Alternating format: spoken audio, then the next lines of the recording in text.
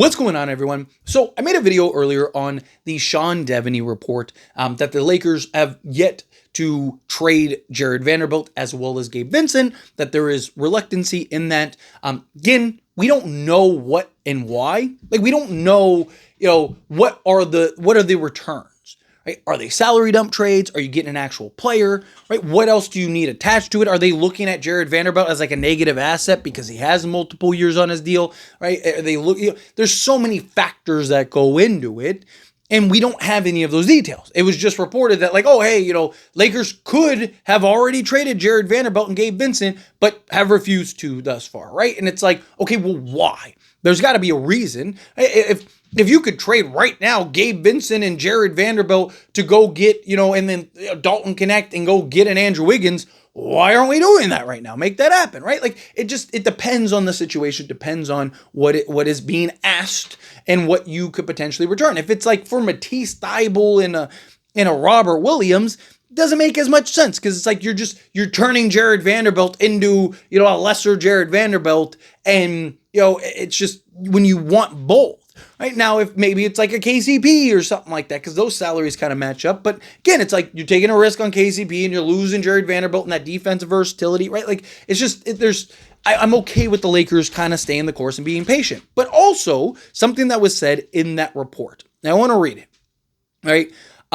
Still feeling around the Lakers is that the team is pretty much set as it is, and that no major trades are forthcoming until the season gets rolling. And then goes on to talk about the Jared Vanderbilt and Gabe Vincent. So according to Sean Devaney, right, he says that the Lakers are as is. The Lakers aren't going to make any moves until the season rolls in, right? Which I'm somebody that I've talked about. I'm okay with it if that's the actual case. Here's the other thing, though. Brett Siegel recently reported that the Lakers are still active in the trade market.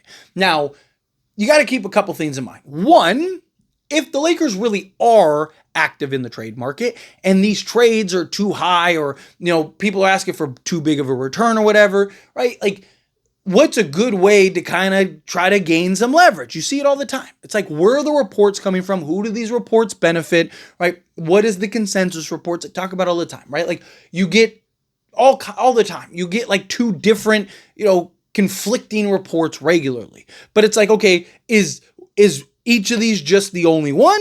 Or are there several? So on and so forth. Like, how is this shaping up? And where did this report come and who does it benefit? Something like that, where if the Lakers really are active in trying to continue to make trades and they're not finding the deals that they're looking for, it would make sense to kind of get some reports out there of like, hey, Lakers are good. They're planning on standing pat, right? They're good as is. They're A-okay. They don't need to make a trade, right? And again, Lakers are lucky because they were able to solve most of their needs, right? Like, I'd still think the Lakers are about a piece or two away from being a true, like, top-end contender. I think, like, you land an Andrew Wiggins, that could take you pretty far. I'd like kind of maybe a little backup center, but just a better. Jackson Hayes might be okay. I actually think he will be.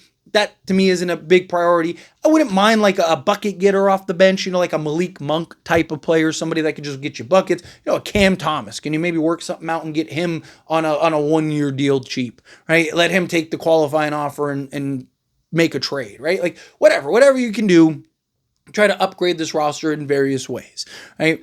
But I'm okay if the Lakers do go into the season as is. And I do think that there is a genuine argument to be made for that. Right? You got what ifs for every team in the league right now. Right? The only team that you could argue doesn't have that is the Oklahoma City Thunder, because they're the team that won the championship last year. But the argument would be for them as to why they have what ifs is because no team has repeated since the Warriors, 8 years ago now, or going on 8 years, right? Like, so if you're the Lakers, you have as many what ifs and question marks as most of these teams, right? And, even like a Denver, made some real moves, but there's a lot of questions with them. What if they're worse? Right? Like, I think they're actually going to be better, but there is the potential that they're just worse because the ceiling's just higher with Michael Porter Jr., right? And what happens if Bruce Brown isn't the same Bruce Brown he was? I mean, I was talking about going and trading for Bruce Brown for the last 2 years, and people told me he's a bum and a scrub, and like Lakers should stay as far away from him as possible. He goes to Denver, and everyone's like, "Oh man, what a great pickup!" Right? Like it's like, what are we talking about here? So what is it? Is he a bum or is he a great pickup? Right? And then Tim Hardaway Jr. Like I mean, he has his moments, he has his games. He's a guy that could get hot at any point, but he hasn't been like the Tim Hardaway Jr. in years. You look at the Clippers even, right? Going and bringing in the Clippers. Bradley Beal, when the Lakers wanted Bradley Beal, everyone's talking about how he's this washed up scrub. He goes to the Clippers, all of a sudden, Clippers are the best team in basketball, right? And they arguably have a worse defensive backcourt than the Lakers, but it only matters when it's the Lakers, right? Like there's a lot of things that go into it. There's a lot of question marks for these teams, right? We'll see how the Lakers work out. And, going into this season and kind of evaluating, what if, like right now we look at and it's like starting 3 and D Wade, right? That's like the biggest need, right? But what if it's not? What if we go into the season and Jared Vanderbilt shooting 36, 38% from 3-point range? Or what happens if Jake LaRavia really is that two-way guy for us this year and he's playing defense and he's giving you the offense and he's giving you basically a Rui's offensive production, like 13 points a game, but he's playing legit defense for us. And he's able to defend multiple positions because he's 6'8", right? Like there's so many things. There could be a problem that we're not even thinking about or really looking at that ends up developing at some point. Right, a guy that just doesn't pan out for us. Like, I'm somebody that genuinely believes DeAndre Ayton is going to be great for the Lakers and that he's going to be, like, I think he's going to be huge for the Lakers. But what if he's not? What if he isn't bought in the way we think he is? Right, and all of a sudden it's like, hey, man, we might need a center. We might need an upgrade. There's so many things that could go right. There's so many things that could go wrong, right? Obviously, if that deal is there, that makes sense. Like if you can go get Andrew Wiggins right now without giving up your first, you do that. Right? Or if you can get a Matisse Thybulle and a Robert Williams for just salary filler and like a Dalton Connect, or salary filler, Dalton Connect, and even like a second or something. Like, yeah, sure, go ahead, take the risk. Right? Again, I don't mind if a team overpays. I don't mind if the Lakers overpay for something, as long as it's justified and makes sense. That's the key. Has to be justified and it has to make sense. Right? If you have to slightly overpay for Andrew Wiggins, if you believe that that's the piece that takes you over the top, do it. That's why I don't think that he is. And I personally don't think he is. I think Andrew Wiggins brings us really close, but I think we probably need another piece or two. Now, if it's something where, say Al Horford and DeAnthony Melton get impatient and you go trade for Andrew Wiggins and you open up some roster spots and now you can sign like Al Horford and DeAnthony Melton. Now I think, those two plus that, like there's circumstances. But again, I would guess if the Lakers truly believe that we were an Andrew Wiggins away from winning a championship, I would guess that the Lakers would probably do it. Again, Rob Pelinka isn't shy when it comes to making trades. He's made a trade every year but one, and it was the year he said that there was nothing available, and you'll watch the end of the trade deadline, and nothing happened. It was like one of the worst trade deadlines ever. Right? Everything happened in the offseason. Right? So Rob Pelinka was clearly right in that regard. Like people just weren't selling.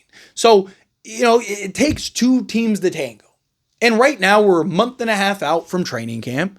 Right? Like you still have so much time before teams really are like, okay, fine, we don't want to go in with this. Right? Like, if Miami's really serious about maybe getting off Andrew Wiggins, right, then they're probably going to reconsider and have these conversations. Like, don't be shocked if, a week before training camp, Andrew Wiggins to the Lakers conversations start picking up again, right? Because then they're like, right now it's like, hey, if you want this guy, the price is the price. But today's price isn't tomorrow's price. And as you get closer to training camp, Miami makes trades or does whatever, right? Like, if Jonathan Kuminga ends up getting traded, like that could start a whole chain reaction based on where he goes, right? Like, so, or if some other trade ends up happening that comes out of left field, the Lakers aren't the only team that's, looking to do trades and doing their due diligence stuff. All these teams are looking and, having these conversations stuff. There's something that could develop any second, any moment. While you're watching this video, something could develop and happen at any moment. That's not even directly to Lakers, but is, like the chain reaction that ends up leading to the Lakers getting a trade.